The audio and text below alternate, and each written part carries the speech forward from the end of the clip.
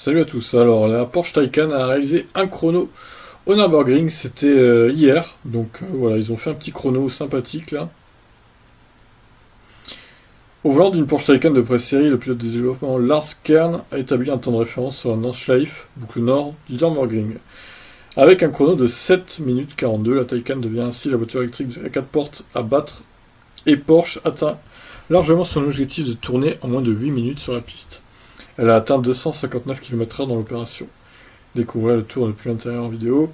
Ce temps a été retenu sur les 20,6 km du tracé Bridge to Gantry, utilisé jusqu'à cette année pour ce type de performance, et non sur le parcours complet de 20,8 km désormais considéré. Cela permet d'effectuer quelques comparaisons. Cette Taycan, qui tire 600 chevaux et une transmission intégrale de ses deux moteurs, s'est montrée moins rapide qu'une Alfa Romeo Giulia Quadrifoglio, 7 minutes 32 du coup, mais meilleure qu'une Mercedes AMG C63S coupée, 7,44.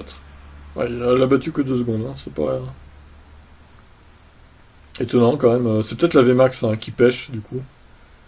Cette performance permet aussi à Porsche de prouver que la Taycan peut s'accommoder d'une utilisation intensive pendant plusieurs minutes, contrairement à d'autres électriques dont les performances se dégradent rapidement sur circuit.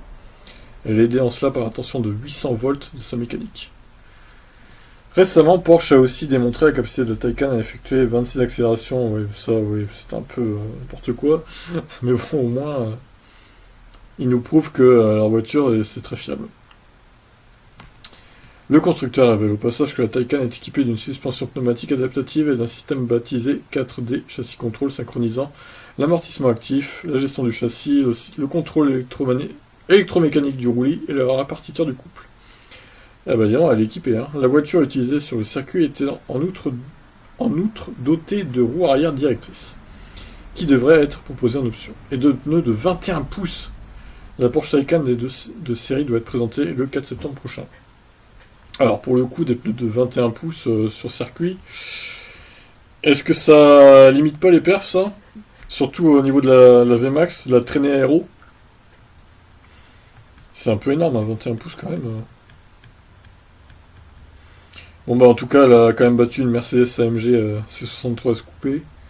Mais elle n'a pas battu Alfa Romeo du coup. Alors qu'elle est plus puissante que ces deux voitures.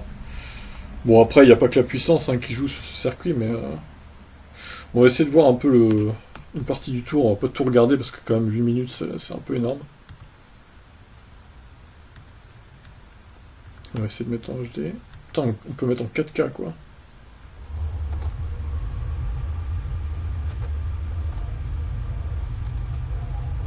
Ça fait aucun bruit, c'est bien une Taycan, il n'y a pas de doute.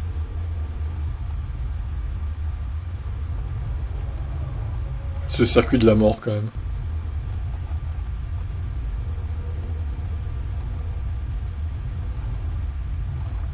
Il faut vraiment être balèze pour rouler à ces vitesses là-dessus. Wow. Faut le connaître par cœur en fait, clairement.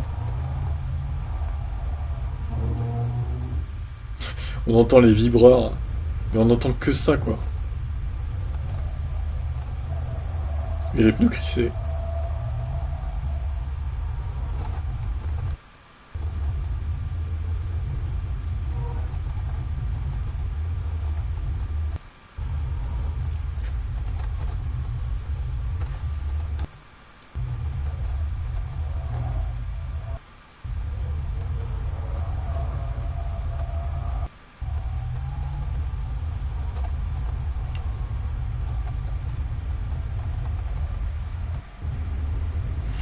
« 258 du coup il est à fond là. »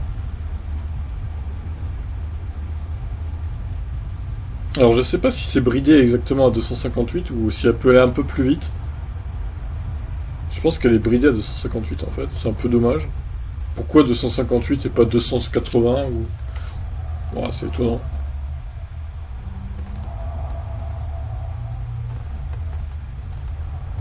Oh putain, il a frôlé le rail là.